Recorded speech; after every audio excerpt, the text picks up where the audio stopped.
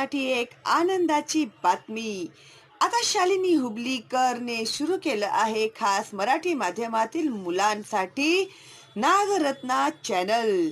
तर please subscribe करा नागरत्ना, फक्त मराठी माध्यमातील मुलांसाठी. आणि जास्तीत जास्त फॉरवर्ड करा. त्याच्यामध्ये मी टाकलेले जे आहेत धडे, प्रश्नांची उत्तरे, निबंध लेखन वगैरे बघा आणि जास्तीत जास्त फॉरवर्ड करा. जी मुलं घरी बसून अभ्यास करत आहेत त्यांना सुद्धा या संधीचा चांगला फायदा होऊ द्या. ठीक आहे. चला तर मग भेटूया आपण मराठी विषयांसाठी नागरत्ना चॅनलमध्ये. तोपर्यंत बाय बाय. हेलो बच्चों, वेलकम टू शालिनी हुबलीकर चैनल। तो आज हम सीखेंगे ज्योग्राफी ऑफ स्टैंडर्ड 6th, जिसका फर्स्ट लेसन है the earth and the gratitude. ठीक है, तो हम लोग को आज ज्योग्राफी में हम लोग जनरली क्या सीखते हैं, अलग अलग कंट्रीज़ के बारे में सीखते हैं, अपनी कंट्री के बारे में सीखते हैं, उनका जो ज्योग्राफिकल एरिया कैसा है उसके बारे में सीखते हैं, मैप्स के बारे में, ओशंस के बारे में, राइट। तो देखिए आपको यहाँ पे कुछ मैप्स दिए गए हैं। तो हम लोग को फर्स्ट लेसन में क्या कहा है, the earth and the gratitude. ठीक है, यहाँ पे हमें कहा गया है कि मेक फ्रेंड्स विद मैप्स। तो देखते हैं आगे क्या कहा गया है हमें करने के लिए। Observe figure 1.1 and answer the following questions. तो ये जो फिगर 1.1 है इसको हमें ऑब्जर्व करके ये जो नीचे दिए गए सवाल है उसके आंसर्स लिखने थे। Which places are shown on the map. तो मैप पे क्या क्या दिया गया है, देखिए कौन से प्लेसेस दिए गए हैं। सारे कॉन्टिनेंट्स हमें बताए गए हैं और ओशंस बताए गए हैं। ठीक है, तो this is North America, South America, Europe, Asia, Africa, Antarctica, Australia. ठीक है, और ओशंस में देखिए क्या क्या है, Atlantic Ocean, Pacific Ocean, Arctic oceans. Then यहाँ पे भी ये पूरा आर्कटिक ओशन है। देन साउदर्न ओशन और इंडियन ओशन। ठीक है, अगर मैंने कुछ छोड़ दिया है इसमें तो आप देख लेना, कवर कर लेना। ओके, और यहाँ पे देखिए कुछ स्ट्रेट्स भी बताए हुए हैं। So for example Bering Strait, यहाँ पे मेडिटेरेनियन सी। ठीक है, और क्या बताया है यहाँ पे, देखिए ये भी बेरिंग स्ट्रेट ही है। ठीक है, तो देखते हैं आगे क्या क्या है कुछ। और जो मेन हर एक कॉन्टिनेंट में कुछ जो सिटीज़ है या कंट्रीज़ है उसके नाम बताए गए हैं। ठीक है, तो देखते हैं आगे क्या पूछा है। ये सारी जगह मैप में दिखाई गए हैं। In which city is the Taj Mahal located. तो कौन सी सिटी में ताजमहल है, देखिए आपको क्या दिख रहा है यहाँ पे, ताजमहल कहाँ दिख रहा है, यहाँ पे है। तो this is located in city of Agra. ठीक है, आगे बढ़ते हैं। In which continent is the Taj Mahal located. कौन से कॉन्टिनेंट में है ताजमहल, देखिए ताजमहल यहाँ पे है। ये कौन से कॉन्टिनेंट में आ रहा है, हमारा आगरा कौन से कॉन्टिनेंट में है, इट्स इन एशिया। ठीक है, एशिया में ताजमहल है। ठीक है, in which direction is the Taj Mahal located, for Gram in Saint Petersburg, for Katya in Kimberley, for Michiko in Tokyo and Meenakshi in Port Blair. तो हमें यहाँ पे कुछ जो लोग हैं उनके नाम दिए गए हैं और कौन से डायरेक्शन में है हम लोग को पूछा गया है। तो आपको डायरेक्शन का अंदाज़ा देखिए इससे आएगा। ये क्या है मैप में, ये हम लोग को एक डायरेक्शन के लिए बार दिया गया है एंड इसमें बताया कि नॉर्थ साइड कहाँ पे है, यहाँ पे है। ठीक है, तो अगर ये नॉर्थ है तो ये साउथ होगा और ये ईस्ट होगा, ये वेस्ट होगा। ऑलराइट, तो देखते हैं कि पहले कौन पूछा है हमें। देखिए पहले कौन पूछा है, पहले हमें ग्राम इन सेंट पीटर्सबर्ग। तो ग्राम कहाँ पे है, सेंट पीटर्सबर्ग कहाँ पे है, यहाँ पे है। ठीक है, सो दिस इज ग्राम। ग्राम से कहाँ पे आता है वो, तो अगर ये नॉर्थ है तो ये होगा साउथ, ये होगा ईस्ट, ये होगा वेस्ट। ऑलराइट, तो ग्राम को कहाँ पड़ रहा है, देखिए दिख रहा है आपको, हाँ ये हो गया सेंट पीटर्सबर्ग। और ग्राम यहाँ पे है, तो इस डायरेक्शन में कैसे हम लोग बताएंगे? देखिए ये क्या हो गया, साउथ ईस्ट हो गया। तो आप साउथ लिख सकते हो, ईस्ट लिख सकते हो, लेकिन better would be south east. Okay, क्योंकि दोनों है ना, साउथ ईस्ट तो बीच में आता है, ठीक है, इसके लिए साउथ ईस्ट, यहाँ पे साउथ ईस्ट डायरेक्शन होगा। राइट। दूसरा है फॉर कातिया एंड किम्बर्ली। तो कातिया कहाँ पे है? कातिया यहाँ पे है। तो किम्बर्ली से हमें कौन से डायरेक्शन में देखना है? डायरेक्शन कौन सा है? नॉर्थ है, लेकिन थोड़ा ईस्ट में है, तो it will be north east. ठीक है, देखिए यहाँ पे नॉर्थ है ऊपर जाने के बाद ऐसे, लेकिन थोड़ा ईस्ट में है, इसके लिए ये कौन सा डायरेक्शन हो गया? North east. ठीक है, फिर हमें पूछा है मिशिको इन टोक्यो। तो टोक्यो कहाँ पर है? देखिए टोक्यो यहाँ पर है। टोक्यो से कौन से डायरेक्शन में है? ये साइड वाले डायरेक्शन में। तो लेफ्ट हैंड साइड में कौन सी डायरेक्शन आती है? देखिए वेस्ट वाली डायरेक्शन आ रही है। तो मेक्सिको के लिए कहाँ पे है? ताजमहल इन वेस्ट। ओके, और दूसरा क्या है? Meenakshi in Port Blair. Meenakshi कहाँ पे है? मीनाक्षी है यहाँ पे पोर्ट ब्लेयर में। पोर्ट ब्लेयर से ताजमहल कहाँ है? देखिए ये कौन सा साइड है? नॉर्थ है। तो मीनाक्षी को पोर्ट ब्लेयर से नॉर्थ में जाना होगा, लेकिन वेस्ट में जाना होगा। तो देखिए नॉर्थ है और वेस्ट है। ठीक है, देखते हैं आगे क्या बताया है हमें। Shahid in Agra is specifying the directions in which the others live, how will he express them. तो ये जो शाहिद है जो आगरा में रहता है, तो वो कैसे बताएगा कि बाकी सब कहाँ रहते हैं? वो कैसे स्पेसिफाई करेगा सारी डायरेक्शंस? तो शाहिद के लिए जो आगरा में है, वो उसके लिए मीनाक्षी कहाँ पे है? देखिए मीनाक्षी है साउथ में लेकिन वेस्ट में, तो ये हो गया सॉरी साउथ है लेकिन ईस्ट में, तो मीनाक्षी उसके लिए साउथ ईस्ट में है। ठीक है, फिर कौन है? ये मेक्सिको जो है टोक्यो से, ये कहाँ पे है? ईस्ट में, लेकिन नॉर्थ ईस्ट में है। ठीक है, फिर क्या कहेंगे हम लोग? ग्राम कहाँ पे है? ग्राम का डायरेक्शन कैसे बताएंगे हम लोग? नॉर्थ में है लेकिन लेफ्ट साइड में है ना थोड़ा, तो लेफ्ट में क्या आएगा?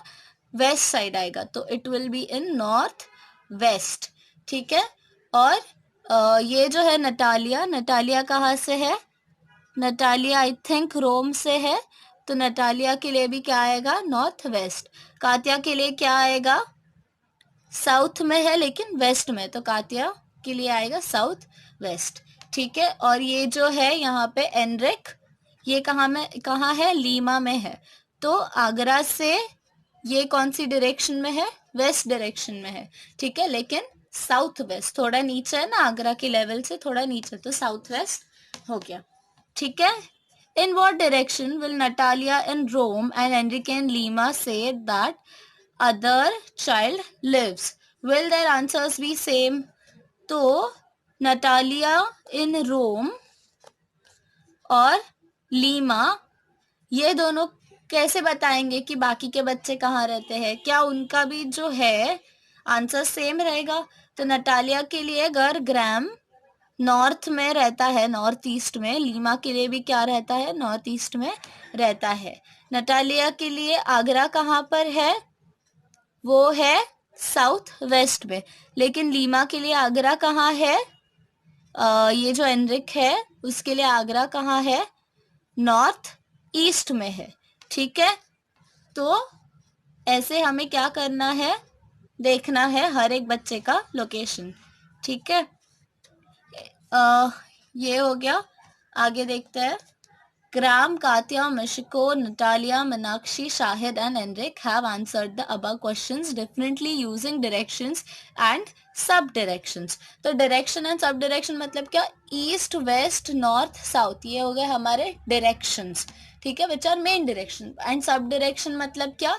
जो इसका combination है, तो south और east के बीच में है, तो we call it south east। ठीक है, नॉर्थ एंड ईस्ट के बीच में है, तो we call it north east. वैसे ही नॉर्थ वेस्ट, साउथ वेस्ट। ठीक है, तो हम लोग इसे क्या कहेंगे, sub directions. Alright. The Taj Mahal is located at one and the same place and that is Agra. तो ताजमहल कहाँ है, एक ही जगह पे है, राइट. अलग अलग जगह पे तो नहीं है. तो वो कहाँ है, सिर्फ आगरा में है. However, when each of the children told a direction from their respective places, their answers were different. लेकिन जैसे सारे बच्चों ने अपनी अपनी जगह से अपने अपने जो उनका होम टाउन है, होम कंट्री है, वहां से अगर उन्होंने बताया आंसर्स, तो वो क्या हो गया, अलग अलग दिशा में हमें पता चला. ठीक है, तो सारों ने अलग अलग दिशाएं बताई.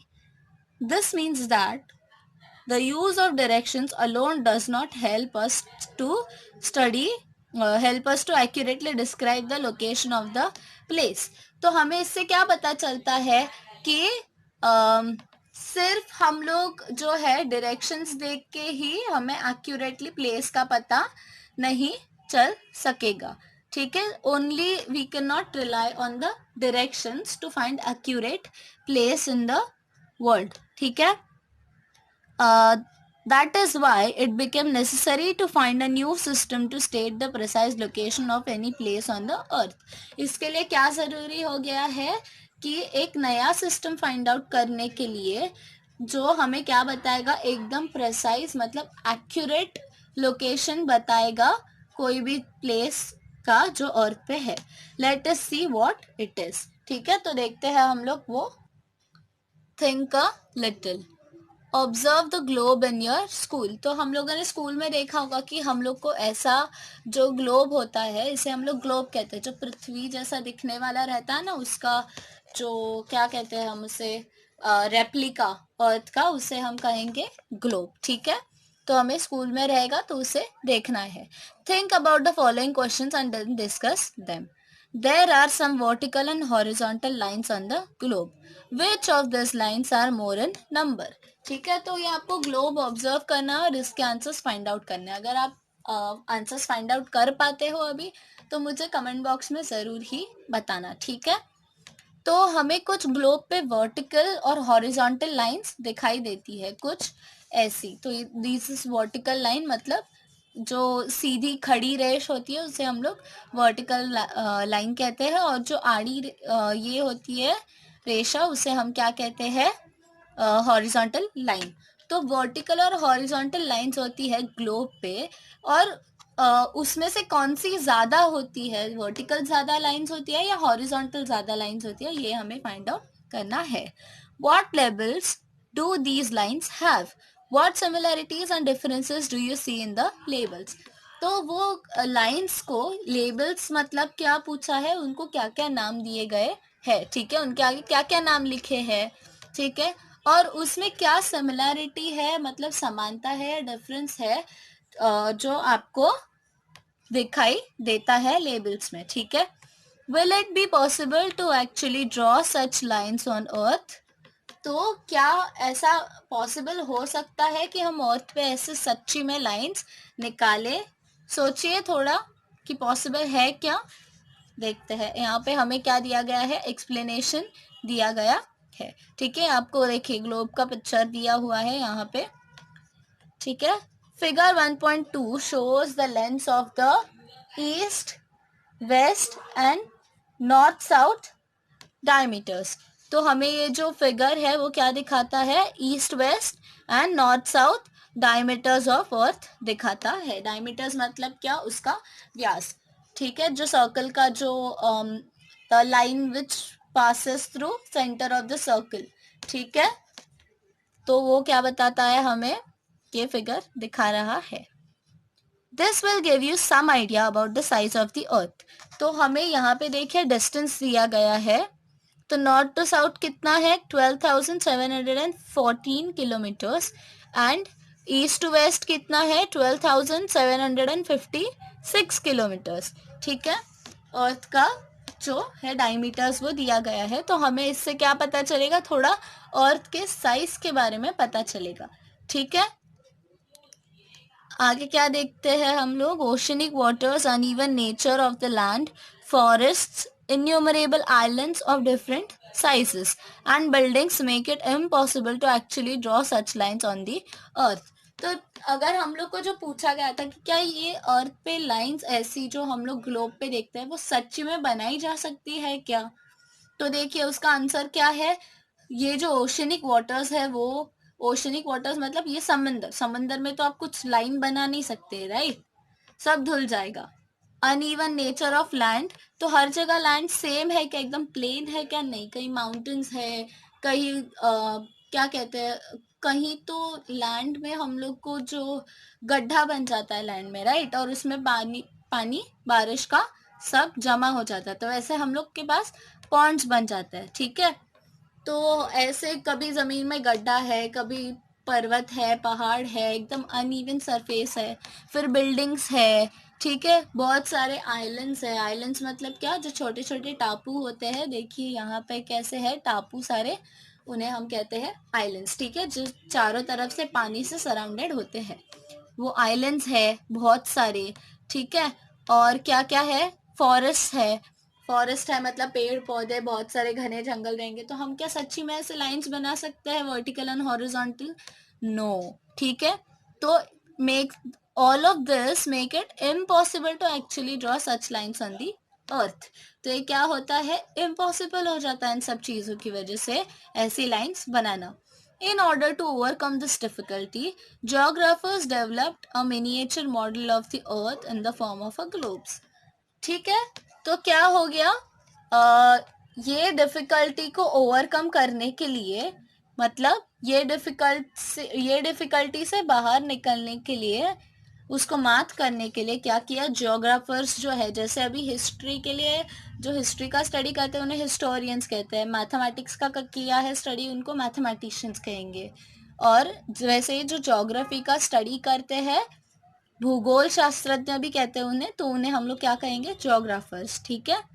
उन्होंने क्या डेवलप किया, मिनिएचर मॉडल, मतलब जो छोटा मॉडल होता है, ठीक है, वो उन्होंने डेवलप किया अर्थ का, उसे क्या नाम दिया उन्होंने, ग्लोब, ठीक है। तो जो आपको बोला था ना स्कूल में ग्लोब रहेगा, आपको अर्थ का जो रेप्लिका रहेगा उसका प्रतिकृति बोलते हैं, राइट, तो वो क्या है, ग्लोब है।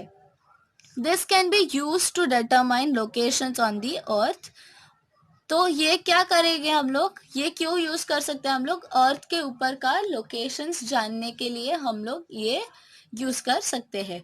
One can actually draw horizontal and vertical lines on the globe through not, दो नॉट ऑन द अर्थ, तो हम लोग ग्लोब पे तो बना सकते हैं ना वर्टिकल एंड हॉरिजॉन्टल लाइंस, हम लोग अर्थ पे नहीं बना सकते, क्योंकि अर्थ देखो यहाँ पे उसका डिस्टेंस दिया गया है कितना विशाल है, लेकिन जो ये है, जो छोटा उसका जो रेप्लिका है उस पे तो हम लोग बना सकते हैं ना लाइंस, ठीक है।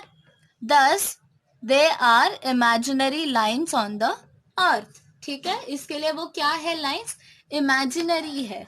तो the lines that are on the globe which are vertical and horizontal, वो क्या है, इमेजिनरी लाइंस है। वो क्यों यूज करते हैं जियोग्राफर्स, लोकेशन फाइंड आउट करने के लिए अर्थ पे की, ठीक है। आई होप आपको समझ में आ रहा है, दे आर जस्ट इमेजिनरी, जो कन्वीनियंस के लिए उन्होंने ग्लोब पे बनाई है, वो क्या सच में है क्या, नहीं, ठीक है।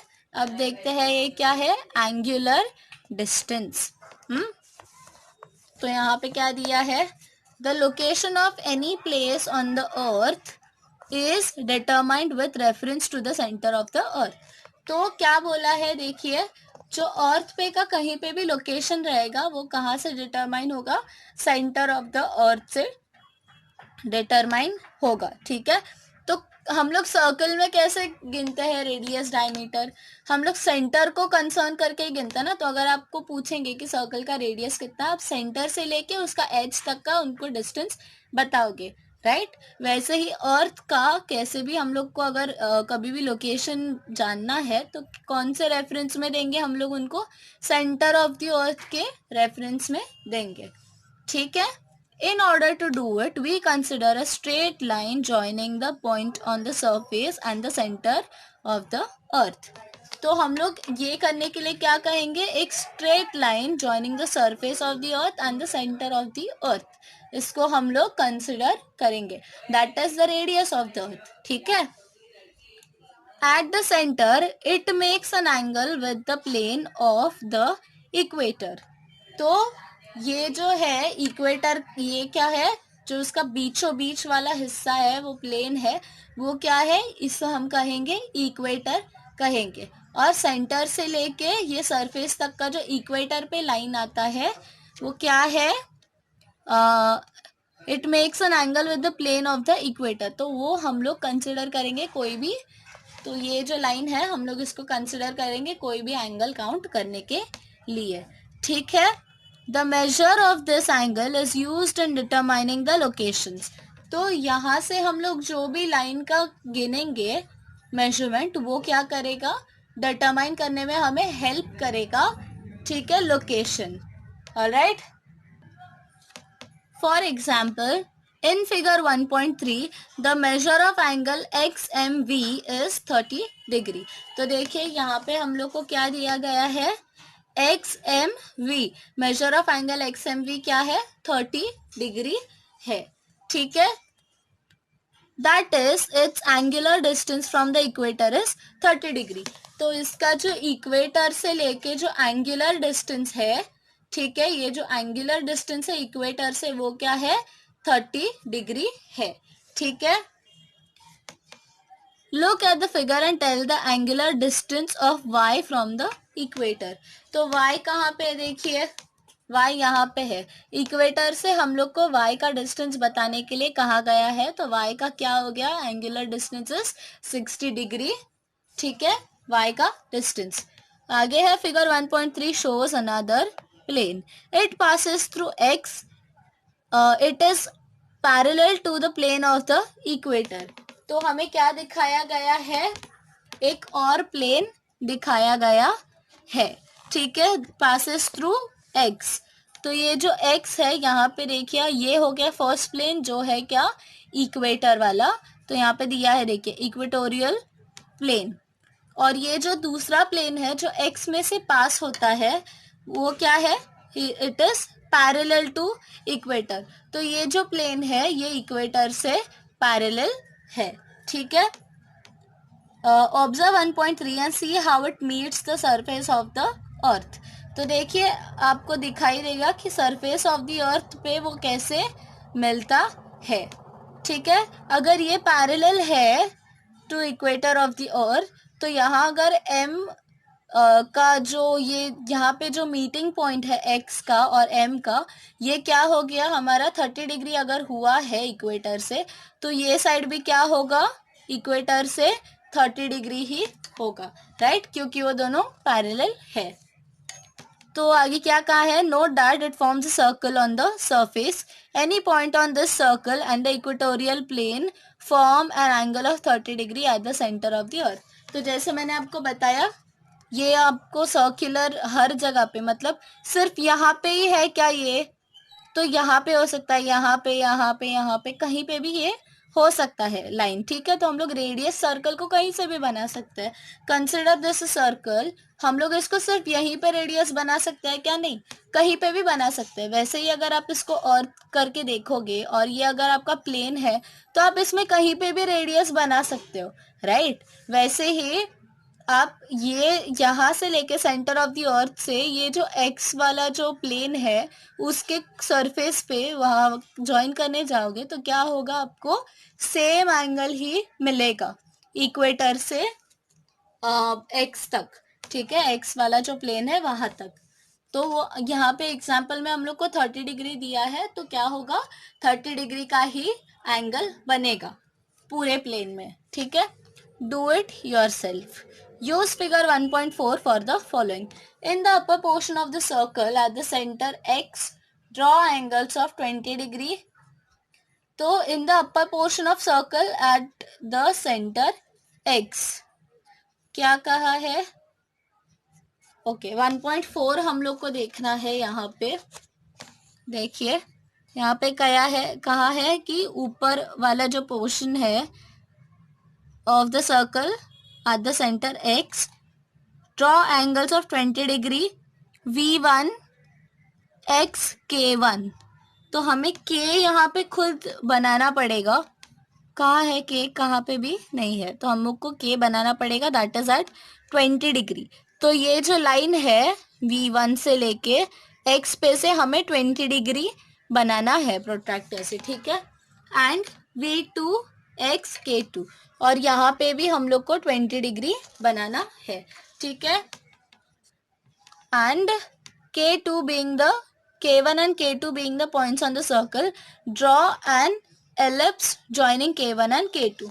तो यहाँ पे जैसे उन्होंने एक प्लेन बनाया है, एलिप्स बनाया है, ठीक है। ये जो ओवल शेप का बना है ना, डायग्राम में से कहेंगे एलिप्स। तो ये जो K1 और K2 हम लोग 20 डिग्री में बनाएंगे, ठीक है, सरफेस ऑफ द अर्थ पे बनाना है उसे, और उसको भी हम लोग को ऐसे एलिप्स में डालना है। तो ये जो प्लेन बनाया है वैसे ही यहाँ पे भी एक प्लेन बनाना है K1 और K2 को ज्वाइन करके।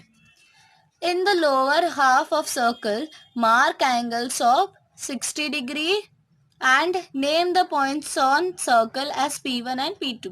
वैसे ही यहाँ पे देखिए, यहाँ पे एक 30 डिग्री का लिया था प्लेन, यहाँ पे 60 डिग्री का लिया था। तो ये लोअर हाफ में भी हमें क्या करना है, 60 डिग्री दोनों तरफ लेना है, P1 एंड P2। तो यहाँ साइड में 1 आएगा, यहाँ पे 2 आएगा, तो P1 और P2 आएगा, ठीक है। Draw an ellipse joining P1 and P2। तो P1 और P2 को ज्वाइन करके एलिप्स बनाना है, वापस से ये सेम शेप का बनाना है, ठीक है। आगे देखेंगे क्या बोला है। Can you tell are the distances between K1 K2 and P1 P2 the same. तो क्या हम बता सकते हैं कि K1 K2 का और P1 P2 का डिस्टेंसेस सेम है, ठीक है। Compare the distances x K1 and x P2, are this distances the same और आर दे डिफरेंट। तो हम लोग को क्या बोला गया है, x K1 कहीं यहाँ पे आएगा जो 20 डिग्री का होगा, यहाँ कहीं तो आएगा पास में, ठीक है। फॉर एग्जांपल लीजिए यहाँ पे आएगा, और P2 जो 60 डिग्री है यहाँ से समझिए यहाँ पे आएगा, ठीक है। XP2 बोला है तो ये यहाँ पे ही आएगा सेम प्लेन में, ठीक है। तो ये P2 हो सकता है, इसे हम नाम देते हैं अभी के लिए K1, इसे नाम देते हैं P2। तो अगर XK1 और XP2 इक्वल है क्या, नहीं, क्यों, क्योंकि इसका कितना है 20 डिग्री है और ये क्या है 60 डिग्री है, इसके लिए they are not equal. Are this distances the same और आर दे डिफरेंस। सेम है क्या, नहीं है, दे आर डिफरेंट, ठीक है। Now compare the ellipses you have drawn. अभी ये जो दोनों एलिप्सिस हम लोग बनाएंगे, जो कुछ ऐसा ही दिखने वाला है, सिर्फ 30 की जगह पे 20 डिग्री हमें लेना है, ठीक है। तो ये हम लोग को दोनों को क्या करना है, कंपेयर करना है। तो देखिए ये ध्यान में रखना कि जितना एंगल छोटा रहेगा उतना क्या रहेगा, एलिप्स बड़ा रहेगा, जितना एंगल बड़ा रहेगा उतना एलिप्स छोटा रहेगा, ठीक है। Which is the larger ellipse and why. Larger ellipse क्यों है, क्योंकि हम लोगों ने सेंटर के ज्यादा, तो सेंटर में सबसे बड़ा है ये एलिप्स, सेंटर के जो ज्यादा पास रहेगा एंगल, तो वो क्या रहेगा, उसका एलिप्स ज्यादा बड़ा रहेगा, ठीक है। यही रीजन आएगा उसका भी। आगे भी एक्सप्लेनेशन दिया है, parallels of latitude. You must have realized that the ellipse drawn by joining the 20 degree points in the larger is larger than the ellipse that joins the 60 degree points। तो अभी मैंने आपको जो बताया कि जो 20 डिग्री का हम लोग एलिप्स बनाएंगे वो क्या रहेगा, 60 डिग्री के एलिप्स से बड़ा रहेगा। However, the distances xk1 and xp2 are the same। Okay, तो हम लोग का अभी कुछ गड़बड़ हो गया जिसका हम लोग को यहाँ पे एक्सप्लेनेशन पता चलेगा, ठीक है। This is because we are dealing with a sphere. तो XK1 and XP2, O right. अभी हम लोग अगर यहाँ पे XK1 बताएंगे तो मैंने आपको बोला कि ये सेम नहीं होगा, वाई, बिकॉज आई थॉट कि ये एंगल्स में हम लोग को गिनना है, बट हम लोग को एंगल्स में नहीं गिनना है। The distance they have asked, the distance K1 to x। तो ये जो K1 टू x वाला जो जॉइन है, जो कनेक्ट करेगा लाइन, वो और जो x से P2 को कनेक्ट करेगा, are this distance is the same, yes, because they are on the radius, ठीक है। ये रेडियस है जो हम लोग को काउंट करना है, right, that's why the distance. इसके लिए आपको क्वेश्चन ध्यान से पढ़ना चाहिए, वरना आप मेरे जैसा गलती करोगे तो ये गलती आप एग्जाम में बिल्कुल मत करना, ठीक है। आप क्वेश्चन ध्यान से पढ़ना, ठीक है, ताकि आपको गलती ना हो। जो अभी हमने की, हम लोग अभी ध्यान से पढ़ेंगे, ठीक है, थोड़ा ज़्यादा ध्यान देंगे। However, the distances of xk1 and xp2 are the same. This is because we are dealing with a sphere. Sphere में क्या होता है, सारे जो रेडियसेस होते हैं वो क्या होते हैं, इक्वल होते हैं. Note that though these lines appear to be ellipses in the diagram, on the globe they are circles. तो हमें ये ज़रूर याद रखना है कि ये हम लोग को यहाँ पे एलिप्स दिख रहा है, ये ओवल शेप का दिख रहा है, लेकिन हम लोग जब ऊपर से देखेंगे ग्लोब में से, वो क्या होंगे, एक सर्कल होंगे, ठीक है। तो आगे क्या बताया है, the circles thus created at same angular distance from the centre of the earth are parallel to one another.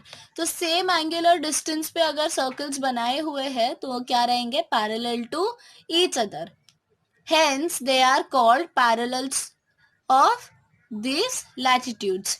तो इन्हें क्या कहेंगे हम लोग, पैरेलल्स ऑफ लैटिट्यूड्स, ठीक है।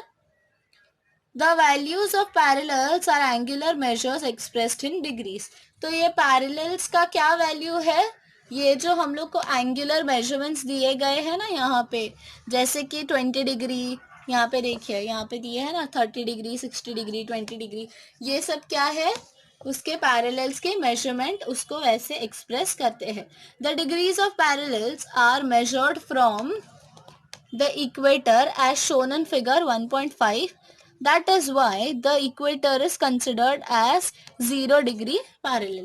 तो हम लोग कहाँ से स्टार्ट करते हैं गिनना, 0 से स्टार्ट करते हैं, राइट, इक्वेटर से स्टार्ट करते हैं, तो वहां पे क्या होगा, एंगल 0 होगा. तो 0 से हम लोग गिनना स्टार्ट करेंगे, तो जहां पे भी हम लोग लाइन बनाएंगे वो क्या हो जाएगा, 0 से लेके वहां तक का जो एंगल है उसका मेजरमेंट, ठीक है. तो जो इक्वेटर है वहां पे कौन सा डिग्री एंगल बनता है, 0 डिग्री पैरेलल बनता है. It is the largest parallel and also a great circle. तो ये सबसे बड़ा पैरेलल भी है और सबसे बड़ा सर्कल भी है, ठीक है, ये पूरे ग्लोब में का. The angular distance of other parallels towards the north and south goes on increasing away from equator. तो जो एंगुलर डिस्टेंस है इक्वेटर से, जैसे ही आप नॉर्थ और साउथ के पास जाने लगोगे, देखिए आपको दिखेगा, इक्वेटर से जैसे नॉर्थ जाओगे तो एंगुलर डिस्टेंस बढ़ेगा, ठीक है. देखिए जैसे नॉर्थ जाओगे वैसे एंगुलर डिस्टेंस बढ़ेगा. तो वैसे ही सेम अगर आप रेप्लिकेट करोगे यहाँ पे, तो जैसे ही इक्वेटर से साउथ जाओगे तो क्या हो जाएगा, आपका डिस्टेंस बढ़ते जाएगा, एंगुलर डिस्टेंस, ठीक है. जितना एंगुलर डिस्टेंस बढ़ता जाएगा उतना क्या होता जाएगा, आपका जो ये पैरेलल है वो छोटा होगा, ठीक है. But right now that is not our concern. Our only concern is जैसे ही आप नॉर्थ या साउथ में, जैसे ही आप पोलर डायरेक्शन में जाओगे, आपका क्या हो जाएगा, एंगुलर डिस्टेंस बढ़ेगा, ठीक है. द एंगुलर डिस्टेंस, ओके, ये हमारा हो गया. आगे दिया है हमें, use your brain power, explain the meaning of the term equator. हम लोग को इक्वेटर ये टर्म का मीनिंग बताना है. तो इक्वेटर क्या होता है, the equator bisects the earth into north and south parts. तो इक्वेटर क्या करता है, अर्थ को बाइसेक्ट करता है, डिवाइड करता है दो अलग अलग पार्ट्स में. They are called north and south parts. The one to the north is called the northern hemisphere, while the one to the south is called southern hemisphere. तो ये जो है नॉर्थ एंड साउथ में जब हम लोग को डिवाइड करके मिलता है, तो नॉर्थ के पोर्शन में जितना पोर्शन जाता है उसे कहेंगे नॉर्दर्न हेमिस्फेयर, एंड जो साउथ के पोर्शन में आता है हेमिस्फेयर आधा, उसे कहेंगे हम लोग साउदर्न हेमिस्फेयर, ठीक है. Towards the north and south of the equator, parallels of latitude progressively become smaller and smaller. तो जैसे मैंने आपको तभी बताया था कि जैसे ही हम लोग नॉर्थ एंड साउथ के पास जाएंगे, मतलब जैसे ही हम लोग का एंगुलर डिस्टेंस बढ़ेगा और पोलर की तरफ हम लोग जाएंगे, तो वैसे क्या होगा, हम लोग का जो पैरेलल ऑफ लैटिट्यूड है वो क्या होता जाएगा. जो हम लोगों ने एलिप्सिस बनाए थे, यहाँ पे देखिए ये एलिप्सिस बनाए थे, वो क्या हो जाएंगे, देखिए यहाँ पे दिया है, छोटे छोटे छोटे छोटे होते जाएंगे। ठीक है, आगे क्या है? On the globe and also on the earth at the north and south ends of the north and south ends of the earth's axis they appear as points. all right, तो अर्थ और ग्लोब पे भी क्या होता है, जो north and south का जो एंड पॉइंट्स है वो क्या हो जाएंगे, ये जो अर्थ एक्सिस का जो एंड्स है दे अपीयर एज पॉइंट्स, तो ये पॉइंट की तरह हमें दिखेंगे। ठीक है, These are called the North Pole and the South Pole respectively. तो ये जो है ना, इसका जो ends है, तो जहाँ पे हम लोग को ये लास्ट वाला मिल रहा है ना हेमिस्फेयर, उसके बाद जब नॉर्थ में हमें बराबर से इक्वल ये मिल जाता है दोनों का, नॉर्दर्न पोल, कैसे बोलूँ अभी आपको, देखिए यहाँ से हम लोगों ने स्टार्ट किया इक्वेटर से, जैसे ही हम लोग को नॉर्थ का एक सिंगल पॉइंट मिल जाता है एंड पॉइंट, उसे हम क्या कहेंगे, हाईएस्ट पॉइंट को हम कहेंगे नॉर्थ पोल, और वैसे ही अगर साउथ में मिला तो वो क्या हो जाएगा, साउथ पोल। तो साउथ का जो एंड पॉइंट है, इस हेमिस्फेयर का एंड पॉइंट है, उसे हम कहेंगे साउथ पोल, और नॉर्थ का जो एंड पॉइंट है उसे कहेंगे नॉर्थ पोल। ठीक है, आई होप आपको समझ में आ रहा है, थोड़ा सा ट्रिकी है बट बहुत ईजी है। ठीक है, while mentioning the value of a parallel it is necessary to mention whether it is in the northern or southern hemisphere. तो जब भी आप साउदर्न या नॉर्दर्न हेमिस्फेयर का कोई भी पैरेलल के बारे में बता रहे हो, तो आपको ये बताना जरूरी है कि कौन से हेमिस्फेयर में से, नॉर्थ वाले हेमिस्फेयर में गिनना है या साउथ वाले हेमिस्फेयर में गिनना है। ठीक है, The parallels from the northern hemisphere are referred to as 5 degree N, 15 degree N, 30 degree N, 50 degree N, whereas the parallels from the southern hemisphere are referred to as 5 degree S, 15 degree S, 30 degree S, 50 degree S. तो ये आपको कोई भी आप angle यहाँ पे जो गिनना चाहते हो वो ले सकते हो उसका नंबर, लेकिन अगर नॉर्दर्न में है तो हमें एन लिखना पड़ेगा, साउदर्न हेमिस्फीयर में तो हमें एस लिखना पड़ेगा। ठीक है, और एंगल का जितना मेजरमेंट है उतना मेजरमेंट लिखना पड़ेगा। ठीक है, आई होप आपको समझ में आ रहा है। देखिए आपको यहाँ पे बताया था ना, ये जो एंड पॉइंट्स जैसा दिखता है, तो ये जो वर्टिकल और हॉरिजॉन्टल लाइंस बने हैं अर्थ पे, ग्लोब पे, देखिए हॉरिजॉन्टल लाइंस हो गए और ये वर्टिकल लाइंस हो गए। तो ये जहाँ पे मिलते हैं सारे लाइंस, वो क्या हो जाएगा, आपको एक पॉइंट मिलेगा। तो नॉर्दर्न साइड का जो एंड पॉइंट है उसे कहेंगे हम नॉर्थ पोल, और साउदर्न का जो रहेगा उसे कहेंगे साउथ पोल। ठीक है, देखते हैं आगे क्या कहा गया है।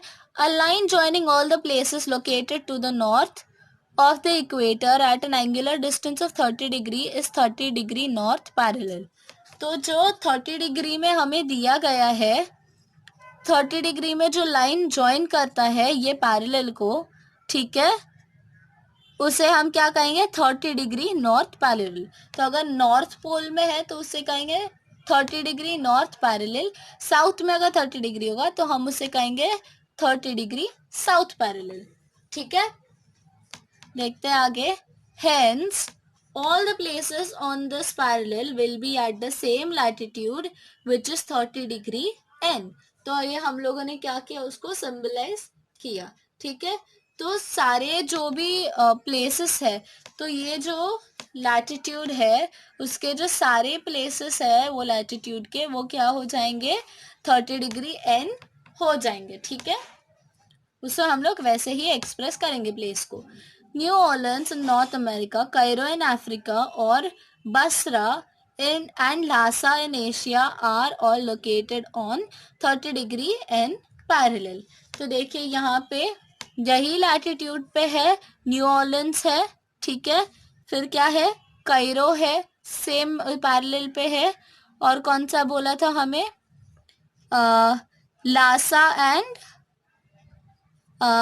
बसरा। तो ये तो मुझे दिख नहीं रहा है लासा एंड बसरा, बट ये जो है न्यू ऑर्लिन्स जो सेम पैरेलल पे है उसका मेजरमेंट क्या रहेगा, 30 डिग्री एन ही रहेगा। अगर सेम एक्सिस में है, सेम पैरेलल में है, तो उसका मेजरमेंट इक्वल रहेगा। ठीक है, लोकेशन बताते टाइम हमें वैसे ही लिखेंगे। तो हम लोग लिखेंगे क्या, न्यू ऑर्लिन्स 30 एन। ठीक है, देखते हैं आगे क्या बोला है। The same concept holds good for all other parallels. तो यही कॉन्सेप्ट क्या किसको अप्लाई होता है, बाकी सारे जो पैरेलल्स है अर्थ पे उनको भी अप्लाई होता है। ठीक है, one can draw 181 parallels on the earth at the interval of 1 degree. तो देखिए आपको पूछा गया था ना कि कितने आप लाइंस बना सकते हो वर्टिकल एंड हॉरिजॉन्टल अर्थ पे, तो 181 पैरेलल्स आप बना सकते हो, 181 लाइंस बना सकते हो आप अर्थ पे। एक डिग्री छोड़ के आप 181 पैरेलल्स बना सकते हो। ठीक है, at 0 degree that is the equator, 90 parallels in the northern hemisphere, that is 1 degree n to 90 degree n। तो 181 में क्या कितने कितने का समावेश है, कितने कितने इंक्लूडेड है, 0 डिग्री का जो है वो 1 हो गया।